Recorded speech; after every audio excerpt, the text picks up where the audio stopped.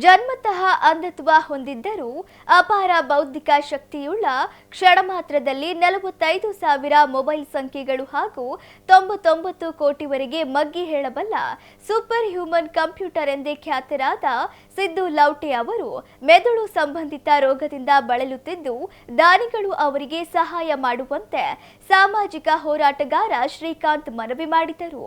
ಸುದ್ದಿಗೋಷ್ಠಿಯಲ್ಲಿ ಮಾತನಾಡಿದ ಅವರು ಮೂಲತಃ ಬೆಳಗಾವಿ ಜಿಲ್ಲೆಯ ಅಥಣಿ ತಾಲೂಕಿನ ಕಾಕಮುರಿ ಗ್ರಾಮದ ಸಿದ್ದು ಲೌಟೆ ಅಂಧರಾಗಿದ್ದರೂ ತಮ್ಮ ಅಪೂರ್ವ ಬುದ್ಧಿಶಕ್ತಿಯನ್ನು ಸಮಾಜಕ್ಕೆ ಹಂಚಿಕೊಂಡಿದ್ದಾರೆ.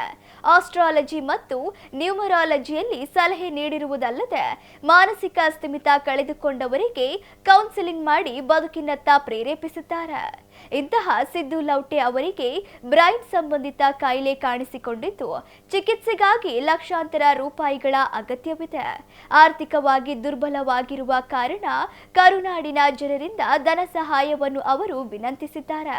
ಈಗಾಗಲೇ ಕೆಲವರು ನೆರವು ನೀಡಿದ್ದರೂ ಅದು ಚಿಕಿತ್ಸೆ ವೆಚ್ಚಕ್ಕೆ ಸಾಕಾಗುತ್ತಿಲ್ಲ.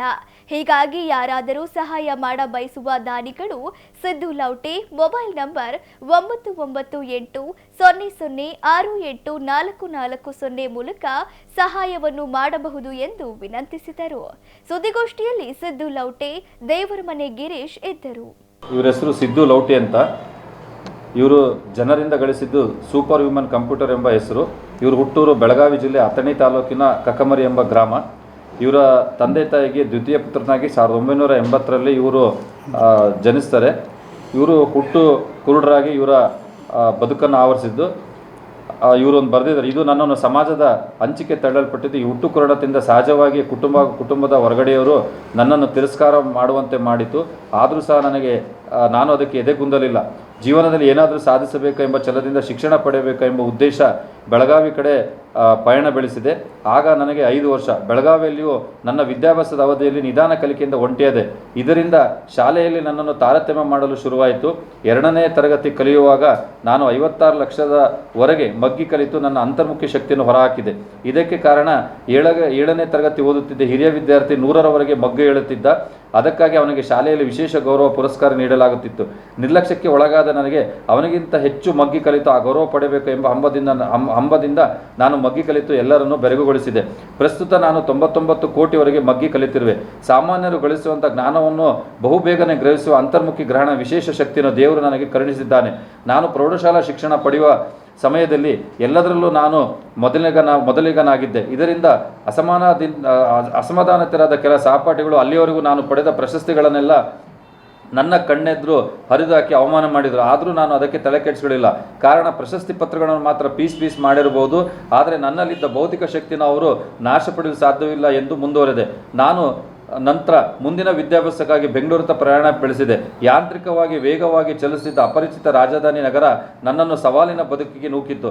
ಯಾರ ಆಸೆ ದೊರೆಯದೆ ಫುಟ್ಪಾತ್ನಲ್ಲಿ 3 ದಿನಗಳವರೆಗೆ ಕಳೆದೆ. ಹಸಿವು ತಾಳರ ಸ್ವಾಭಿಮಾನದ ಭಿಕ್ಷೆ ಬೇಡುವಂತಾಯಿತು. ಯಾರೋ ಹಿತೈಷಿಗಳು ಸಂಪರ್ಕ ಬೆಳೆದು ನಾನು PUC ಸೇರಿಕೊಂಡೆ. ನನಗೆ ಉಳಿಯಲು ನೆಲೆ ಇಲ್ಲದ ದ್ವಿತೀಯ PUCನ ಉಚಿತ ಬಸ್ ಪಾಸ್ ಇದ್ದಿದ್ದರಿಂದ ಬೆಂಗಳೂರಿಂದ ಹುಬ್ಬಳ್ಳಿ ಹೊರಗೆ ಬಸ್ ಪ್ರಯಾಣ ಬೆಳೆಸುತ್ತಾ ಕಾಲ ಕಳೆಯುತ್ತಾ ಪರೀಕ್ಷೆಗೆ ಹಾಜರಾಗುತ್ತಿದ್ದೆ. ಬಸ್ನಲ್ಲಿ 6 ದಿನ ಓದಿ ಪ್ರಥಮ ದರ್ಜೆಯಲ್ಲಿ ತೇರ್ಗಡೆಯಾದೆ. PUC ನಂತರ ನನಗೆ ಹಿತೈಷಿಗಳು ಸೂಚಿಸಿದಂತೆ 5 ವರ್ಷ LLB ಪದವಿಗಾಗಿ MS ರಾಮಯ್ಯ ಕಾಲೇಜು ಸೇರಿಕೊಂಡೆ.